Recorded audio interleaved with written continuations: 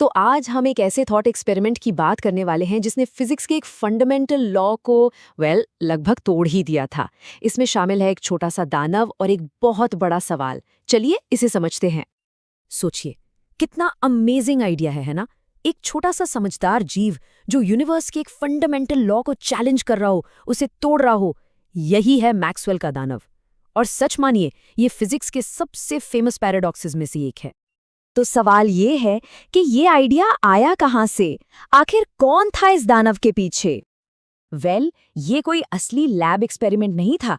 ये था एक थॉट एक्सपेरिमेंट। इसे 1867 में brilliant physicist James clerk Maxwell ने सोचा था। और उनका मकसद बस ये देखना था कि थर्मोडायनामिक्स के जो नियम हैं वो आखिर कितने पक्के हैं, कितने मजबूत हैं। तो अब आते हैं उस असल नियम पर जिसे ये दानव तोड़ता हुआ लग रहा है। और यहीं पर सारा कॉन्फ्लिक्ट, सारा ड्रामा है। ये नियम वैसे तो काफी सिंपल है। आसान भाषा में समझे तो यूनिवर्स में चीजें हमेशा ऑर्डर से डिसऑर्डर की तरफ जाती हैं। मतलब एक साफ सुथरा कमरा अपने आप गंदा हो जाता है ना, गरम चाय अपने आप ठंडी हो जाती है। बस इसी डिसऑर्डर को, इसी अव्यवस्था को साइंस की भाषा में एंट्रोपी कहते हैं। और ये नियम कहता है कि यूनिवर्स की टोटल एंट्रोपी हमेशा हमेशा बढ़ती ही रहेगी। अब जरा सोचिए, दानव के आने से पहले क्या था? एक ही कमरा जिसमें गरम और ठंडे मॉलिक्यूल सब मिले जुले थे। मतलब हाई एंट्रोपी, हाई डिसऑर्डर। पर दानव के काम के बाद क्या हुआ? दो अलग अलग कमरे, एक में सिर्फ गरम मॉलिक्यूल्स, दूसरे में सिर्फ ठंडे। ये तो डिसऑर्डर से ऑर्डर बनाना हुआ। मतलब एंट्रोपी को घटाना। और ये तो सेकंड लॉ के बिल्कुल खिलाफ है। और देखें, इस दानव का काम कितना सिंपल लगता है। वो बस एक मॉलिक्यूल की स्पीड देखता है, डिसाइड करता है कि वो फास्ट है या स्लो, और फिर दरवाजा खोलता या बंद करता है। Simple, right? लेकिन इसमें जो चौथा स्टेप है ना, याद रखना, बस यहीं इसी एक चीज में इस पूरी पहेली का जवाब छिपा है। और बस यहीं से कहानी में एक ट्विस्ट आता है। क्योंकि दशकों तक, लिटरली दशकों तक, लोग एक बहुत ही जरूरी चीज को नजरअंदाज कर रहे थे। एक ऐसी चीज जो इस पूरे पैराडॉक्स को सॉल्व कर सकती थी।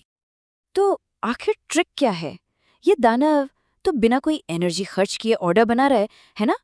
तो क्या इसका मतलब ये है कि यूनिवर्स का एक फंडामेंटल लॉ ही गलत है? या फिर कोई ऐसी बात है जो हम सब मिस कर रहे हैं? जवाब दानव की नॉलेज में है, उसके ज्ञान में। वो जो काम कर रहा है वो फ्री में नहीं हो रहा। और बस यहीं आकर पूरी पहेली सॉल्व हो जाती है। देखिए, किसी मॉलिक्यूल को देखना, उसकी इंफॉर्मेशन को स्टोर करना, याद रखना, और फिर उस मेमोरी को मिटाकर अगले मॉलिक्यूल के लिए जगह बनाना, इनमें से कोई भी काम फ्री में नहीं होता। इन सब कामों में एनर्जी लगती है। क्योंकि, और ये बहुत इंपॉर्टेंट बात है, इन्फॉर्मेशन सिर्फ एक एब्स्ट्रैक्ट आइडिया नहीं है, इसकी एक फिजिकल कीमत होती है। तो पैराडॉक्स तो सॉल्व हो गया, लेकिन इस छोटे से दानव का साइंस की दुनिया पर जो असर हुआ वो बहुत बड़ा है। चलिए देखते हैं कि इसकी लेगेसी क्या है।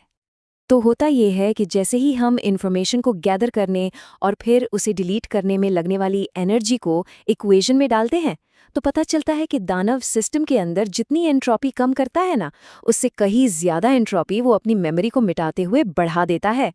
तो नेट रिजल्ट, यूनिवर्स की टोटल एंट्रोपी फिर भी बढ़ती है।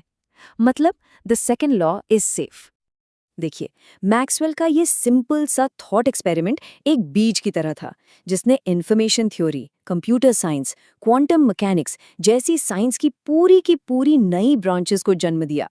इसी थॉट एक्सपेरिमेंट ने पहली बार इन्फॉर्मेशन और फिजिक्स को जोड़ा, और इसका असर आज हम अपने कंप्यूटर से लेकर क्वांटम वर्ल्ड के अंडरस्टैंडिंग तक हर जगह देखते हैं। तो आखिर में हम क्या सीखते हैं? असल में शायद कोई दानव ना हो, लेकिन ये पैराडॉक्स हमें एक बहुत गहरा सबक सिखाता है। और वो सबक ये है कि इस यूनिवर्स में कुछ भी फ्री नहीं है, यहाँ तक कि इन्फॉर्मेशन भी नहीं।